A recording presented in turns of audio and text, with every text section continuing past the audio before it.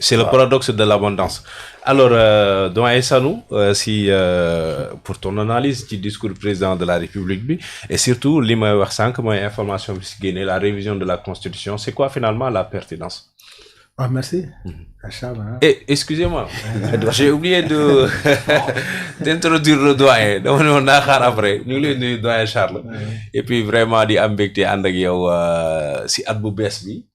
di def rek comme niñ ko defee ñëpp ñaanal la atum xéwal naataange ak jàmm c'est toujours en tout cas un plaisir ànd ak yow si liggéey bu am solo bi de et puis bàyyi la xam naa nga nuyu ñu ñuy seetaan nuyu sa copain Sanou namoon nga ko mais xam naa moo la raw. ah oui balaa muy jël son intervention. jërëjëf di la delloo bu baax a baax di la souhaiter yow ak waa kër gi yëpp bonne et heureuse année 2026 mu tane fuuf luñ dund daaw parce que daaw comme une programmation d'une presse morte en espérant que 2026 les par ailleurs fu ñuy jël ay décisions dinañu yeewu xam que presse fu mu neewul rek économie neewu fa kooku moom dafa tàmbali fa lay commencé di nuyoo bu baax a baax Sanou moom suma grand frère la suma frère la suma partenaire la di ko nuyoo bu baax a baax di la ñaan vraiment année 2026 gën si année yëpp yoo xam ne dund nga ko ak say waa kër maître bi la première fois ñu bokk plateau exactement la même chose Djibril moom il est en bleu c'est la couleur du PDS c'est la couleur libérale couleur boobu moo saa yoo ko gisee rek mooy que réew baa ngi dox nous ne sommes pas dans l'espérance nous sommes dans l'effectivité te loolu moom waaw ñun kay ñëpp ay gis weddi gis bokk ci le bleu Mitterrand te xam naa boo duggee si bleu boobu nga xool ma rek ak suma frère Cheikh Thiam très brillant Cheikh Thiam qui de plus en plus est en train de montrer que vraiment dans l'environnement et dans l'écosystème de la communication et des médias sa place moom amatul looy prouver vraiment di jaajëfal ñëpp ñoo xamante ne ñu ngi seetaan di souhaiter une belle et heureuse année à tous nos compatriotes sénégalais rawatina ñoo xamante ne ñoo yor le pouvoir parce que ñoom bu baaxee si ñoom mooy que baax na si Sénégal loolu laa amoon lu may wax léegi ne daal que 3 bleus ñoo fi nekk xaw ma nag am na yenn xëy na am na fi ay transhumance yoo xamante ne ñu ngi koy préparé mais 2026 yow solo lu bleu jeex na transhumance kay jeex non bleu bi fii la waaw voilà les libéraux arrivent waaw très bien oui doyen Sanou.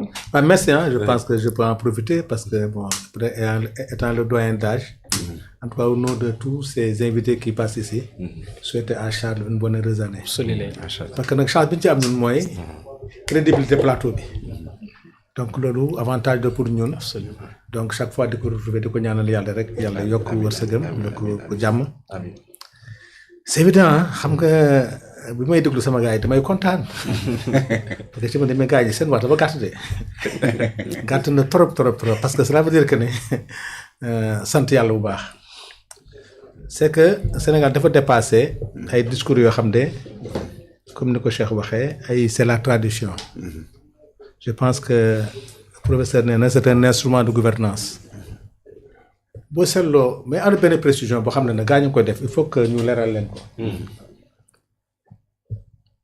je ne comprends pas comment on peut imaginer président Diomaye di présenter ay projet ñu xalaat Pastef di wote pour c'est-à-dire ces gens dañoo nekk toujours ci benn schéma boo xam ne ça n'a rien à voir ça c'est les projets de Pastef c'est la gouvernance de Pastef tout ce que président Diomaye va amener considère que c'est le projet de Pastef donc xalaat ay Ousmane non yooyu xalaatu nga c'est des choses yoo xam ne c'est un problème boo xam ne c'est dans le programme de Pastef Diomaye nekk président Ousmane Sonko nekk premier ministre ñu am gouvernement am assemblée nationale.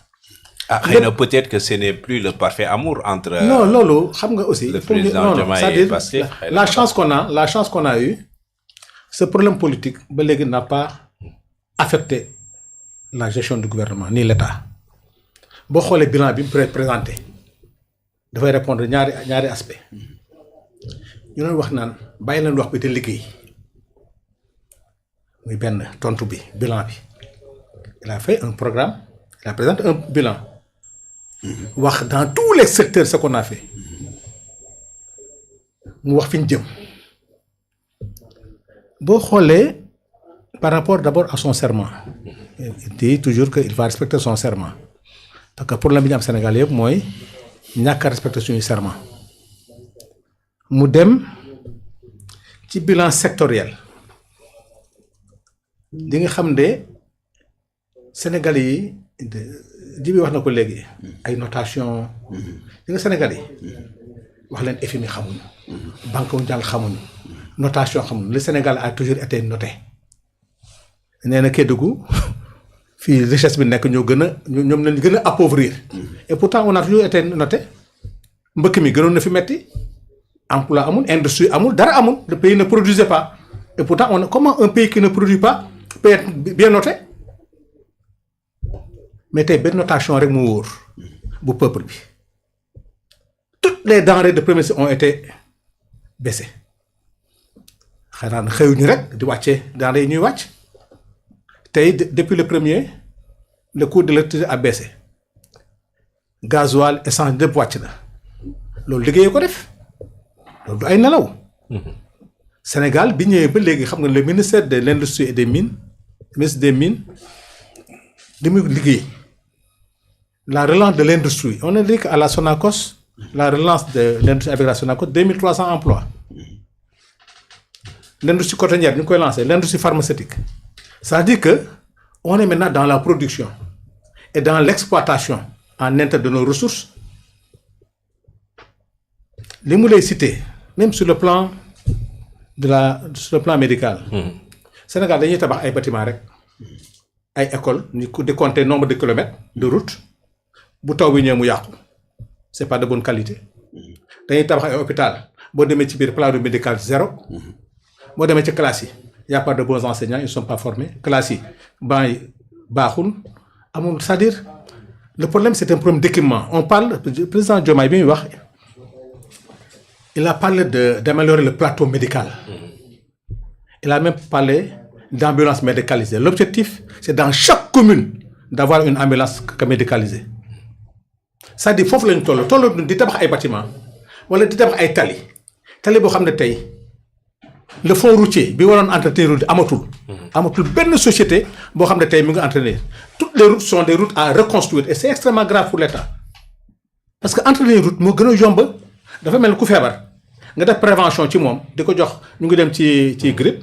nga def ay prévention que nga bàyyi ko bu feebaree rek musiba la nos routes actuellement sont tellement dégradées que c'est des reconstructions 1 kilomètre de route man jàppatuma sax ñaata la bu ñu la waxee li mu toll et toutes nos routes sont à reconstruire loolu FERA moo ko waroon def parce que xaalis jël FERA def ko xëy ndaw ñi parce que Macky était projet en programme d'emploi ñu jël FERA jël xale yi embauché leen ñuy def des ensablements des milliers de jeunes donc l'argent du et pareil malheureusement xale yooyu boo fayee commune bi da nga toogaat 6 mois pour ñëwaat ci commune bi xale yi ñu ngi leen amel am na ñoo xam ne ba léegi ñu ngi leen amel 6 à 7 mois parce que liggéeyatuñu mais jël nañ leen donc il a insisté sur le plateau médical il a insisté sur les coopératives 1060 coopératives xam nga chance bi ñu am mooy Sénégal dañoo amoon problème mu importation lépp dañ koy importer ci importation bi ci grave mooy ay dil la ay surfacturation ay yu kenn xamul tey ñu am autosuffisance boo xam ne tey ñëpp nee nañu tey oignon baa ngi yàqu pomme de terre baa ngi yàqu maïs baa ngi fi lépp ngi fi mais problème bi ñu am c'est quoi c'est des chambres de stockage l'organisation comme li président Ousmane Sonko dañ ci dugg léegi bi mu demee parce que dañ ci wax léegi ba nga xam ne actuellement c'est la réforme c'est une révolution qu'on est en train de faire dans ce pays mooy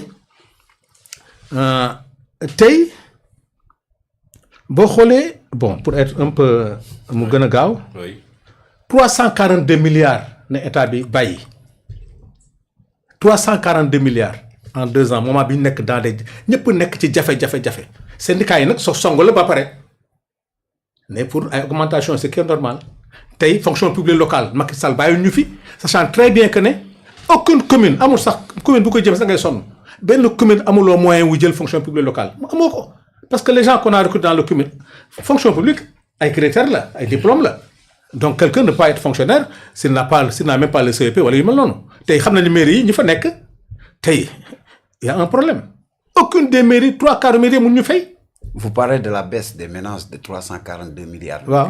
De 5%.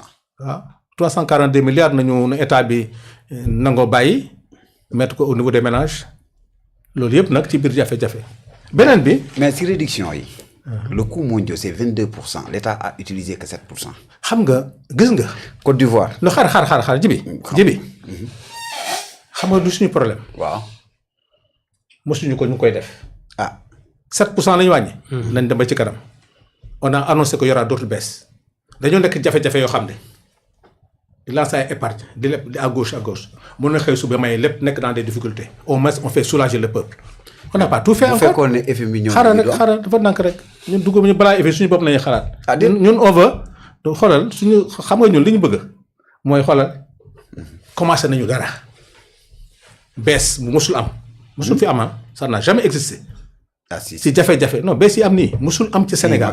niveau baisse bi non xaaral rek niveau baisse bi am ni mosul am ci Sénégal. xaaral rek waaye xam nga man ay baril ak yooyu man. xam nga man Côte d'Ivoire dafa wàcc. waaw dafa naan que jibi 820 francs. baril bi yàgg na wàcc depuis 2018. c'est une suite logique. depuis 2018 baril baa ngi wàcc. te 2 fois le Côte d'Ivoire. xaaral rek ñoom benn yoon. waaw dafa nank rek jibi wàññi seen minimum. jibi xam nga man dëkk ma fi di mag dama ne ñu li fi fekk ñu ngi wàññi.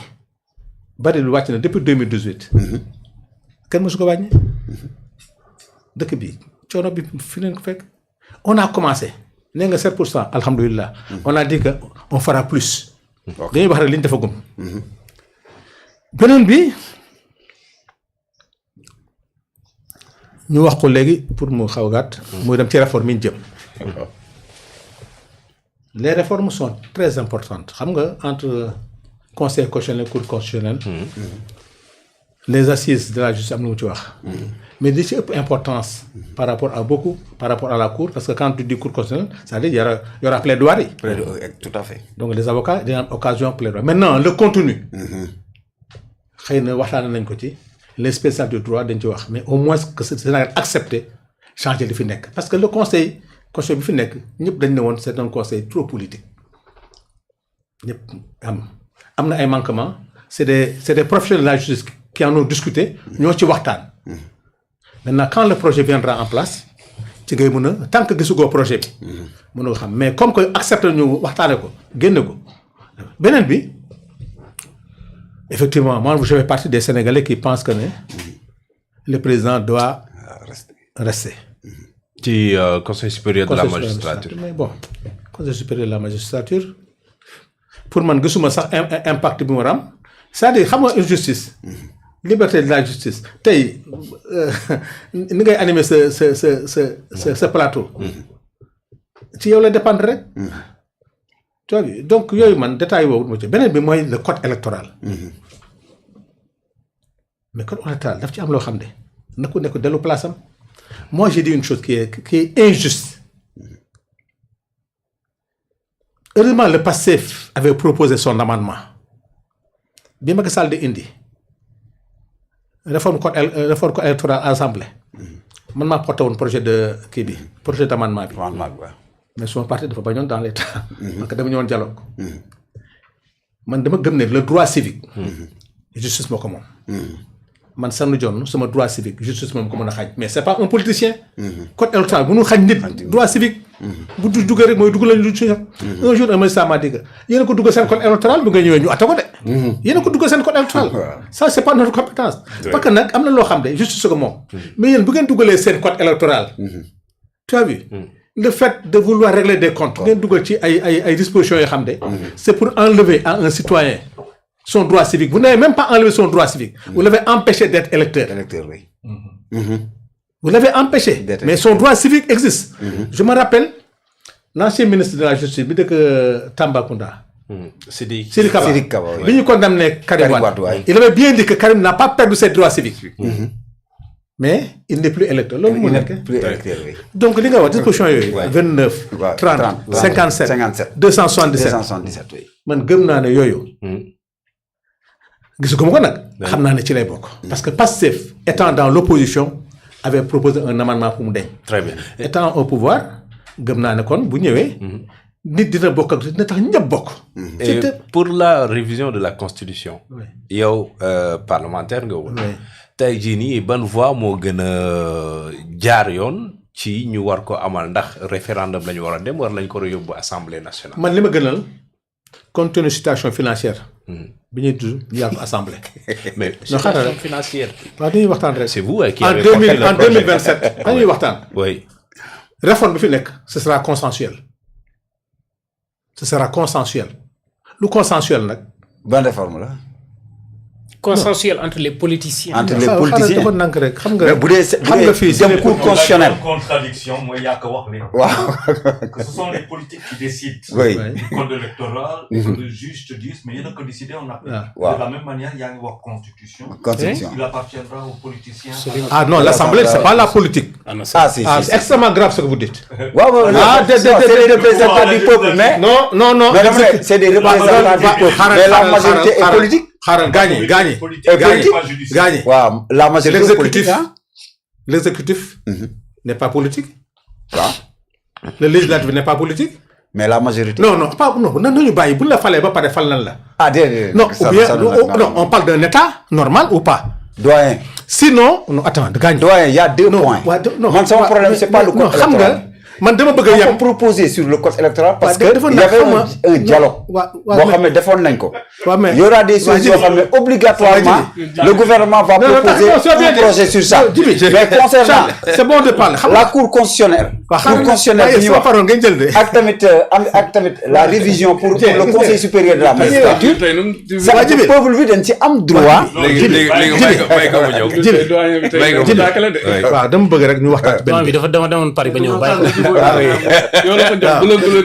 Merci Cheikh. dama bëgg ñu xam ne assemblée nationale. tey sa jarwaat dafa cool de. dama cool tey donc dama bëgg ko am. c'est-à-dire il faut que ñu comprendre une chose. que on est dans une démocratie. bu ñu accepter président Diomaye c'est le président de tout le monde. que l'assemblée c'est l'assemblée de tout le monde. Tout à fait. Pourquoi on refuse que l'assemblée ñu bu ko cantonner kon président Diomaye lu mu def rek kon c'est le Pastef. Et pourtant il gouverne avec le programme de Pastef. L'Assemblée nationale va légiférer avec le programme de Pastef. Tout à fait. Parce que sénégalais yi ñoo ne du Cheikh Thiam du Djibi ñun la. Absolument. nangul leen di ko ñu def à l'heure du bilan su baaxul ñu sanctionné ñu. mais c'est pas votre programme c'est notre programme à nous parce que ñun nañ tànn mais li ñu tànn nag dañ koy waxtaanee moo tax man ne assise de la justice dañ ko waxtaanee ñoom ba pare indi ko bu ñu ko indee ay borom xam-xam ñoo ko waxtaanee bu ñu ko indee assemblée c'est pas l'assemblée Pastef c'est l'assemblée nationale du Sénégal. Très bien. Où le peuple a choisi le Pastef comme majoritaire donc lu fa Pastef wax peuple sénégalais moo ko wax. Très bien alors moo tax ma ne. oui. pourquoi ñu war ko choisir. xëy na bu génnee bu amee contradiction à l'assemblée mais assemblée il y a des députés de l'opposition dañ ci waxtaan xool lu ñu ci war a amender ñu amender ko mais dama ne pour nous faire économiser de l'argent élection 2027 locale nga bëgg a defaat référendum en 2026 xaalis boobu mu xëy na feneen. mais si 4 points laa gis. non mooy d'abord suppression au conseil des collectivités territoriales ak bële. ak tamit création d'une vice-présidence. waaw xaaral rek non xaaral. ça fait partie des points ah yooyu points de proposition yoo xam ne c'est des points. xam nga Djibi man du ma anticiper lu ma gisugul te xaaral rek. yow xëy na xam nga yaa fi wax vice président ak tamit réforme conseil supérieur de la magistrature. beneen bi Djibi ak tamit le code électoral. waaw Djibi non dialogue bi li ñuy waxtaanee yëpp li ñuy waxtaan dialogue bi. ah mais attends bu fekkee non attends xam nga révision constitutionnelle. ba may yow dama bàyyi ba egg. waaw demal. Djibi bàyyil doyen waay. non Djibi. dama ne dama ne création d'une vice-présidente de la République. koo ko wax. dama ne non les points. yan points yoo xam ne c'était proposé pour la révision. waaw mais yow dialogue nga may wax fii. non parce que non mais les points xam nga xam man waxuma dama ne la suppression du haut conseil des collectivités territoriales xam nga yooyu yëpp daf si war a bokkaale si proposition de point. amaat benn mooy le conseil supérieur de la magistrature la création d'un poste de vice-présidence. fu ñu ko bind. mais dama ne man li ma. waaw Djibi doo bàyyi indi coono non les propositions. non proposition la booy dem référendum wala tamit ngay def. projet de loi pour mu def. il y a des points quand même 4 points essentiels il y a les 4 points essentiels. non benn point bi xam lan la. benn point bi daal. non xaaral non yéen. balaa ngay wax benn point. non beneen bi mooy révision code électoral bi. benn bi président wax na. révision code électoral. non attends président wax na révision code électoral. waaw. réforme du conseil supérieur de la magistrature. aussi la structure qui doit gérer les élections. waaw cadre yooyu la. mooy Séni Séni bi non xaaral dafa nànk. allez-y waaw. cadre yooyu la wax maintenant yow nag. yow nag bu dee am nga xalaat. waaw jox ko opposants yi nekk assemblée ñu def amendement. ah non xaaral man li président wax xam nga du ma inventé wu ma. bëgguma wax lu président waxul. bëgguma wax lu ma gisul. li ngay wax ay vice président xam nga li ñu bëgg. créé wax pour Ousmane Sonko. du ñu tombé ci piège boobu. parce que non xaaral rek. beneen bi mooy. beneen bi mooy terminé. ci 4e point révision bi. waaw. xam nga Pastef pourquoi ñu war ko gërëm. dafa am ñaari loi yu ñu voté. ak bii. benn bi sur les lanceurs d'alerte xam nga les lanceurs d'alerte concernent le pouvoir actuel. Le président ñëpp xam na ne la gestion des élections a toujours posé problème au Sénégal. parce que il dépendait du ministère de l'Intérieur.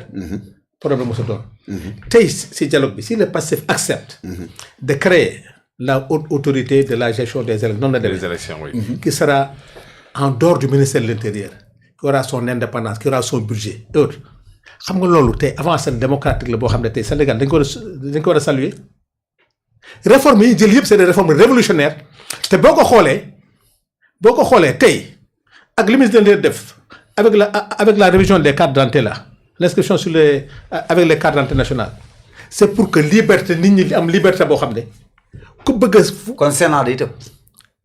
non c'est terminé li ñuy créé da ko mën a la day am haute autorité pour la gestion maintenant ci autorité. Sénégal bi nag day am deux organes. waaw benn bi genre Sénat la bu tur bi mooy dafa beneen bi mooy yoon administration bi.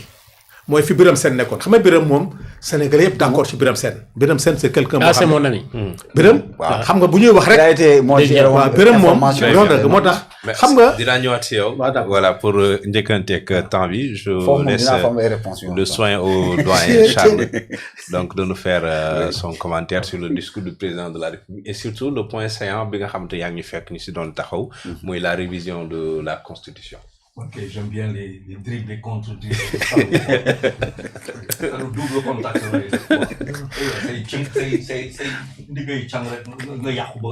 Jean-Claude Van Damme. Jean-Claude Van Damme. Double contact. D'accord, ça.